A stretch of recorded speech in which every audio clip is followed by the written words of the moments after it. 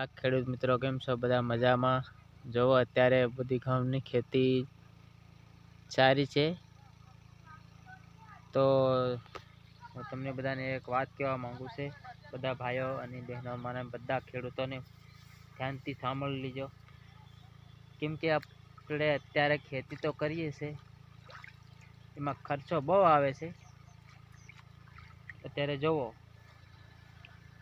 ડીઝલનો ભાવ વધે, પેટ્રોલનો ભાવ વધે, ખાતરનો ભાવ વધે, દવાનો ભાવ વધે, હરેક વસ્તુનો ભાવ વધી રહ્યો છે.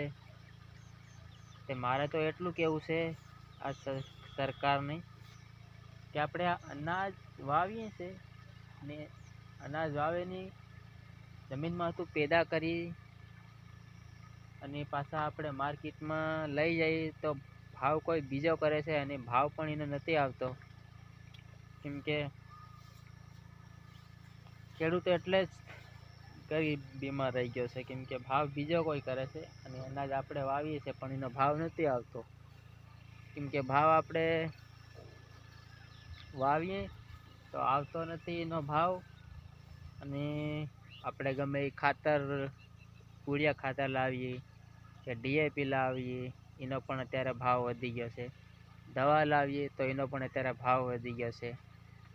અને બીજું તે આપણે કેટલો ખર્ચો આવે, પાણી ફેરવવાનું આવે, આખો દિવસ મહેનત કરવાની તો જ પાણી ફેરવાય, અને આપણને ભાવ અનાજનો મળે નહીં. અને હાચામાં હાચો તો એમ કહું તો આ ખેડૂત જ જીગર તાકાતવાળો, એવી તો કોઈની જીગર તાકાત નથી. કેમ કે જમીનમાં અનાજનું વાવેતર કરે છે, એમાંથી વાવેતરમાંથી અનાજ ઉગાડી અને પાછો એમાંથી ઉત્પાદન થાય, એમાંથી પાછી બીજું વાવેતર નવું અનાજ પેદા કરીને આખી ગુજરાતના લોકોને ખેડૂત પાળી રહ્યા. સાચું ને?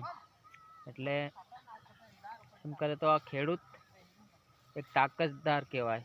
કેમ કે ખેડૂત જેવો તાકાતદાર બીજો કોઈ હોઈ ન શકે. અને આ વિડીયો આગળ શેર કરી દીજો અને આ ચેનલને પણ સબસ્ક્રાઈબ કરી દીજો. તો બધે અત્યારે ઘઉં વાવી મૂક્યા છે, સામને તમને દેખાતી હશે મકાઈ છે, બધું છે. અને આ વિડીયાની આગળ શેર કરી દીજો. જય જવાન, જય કિસાન.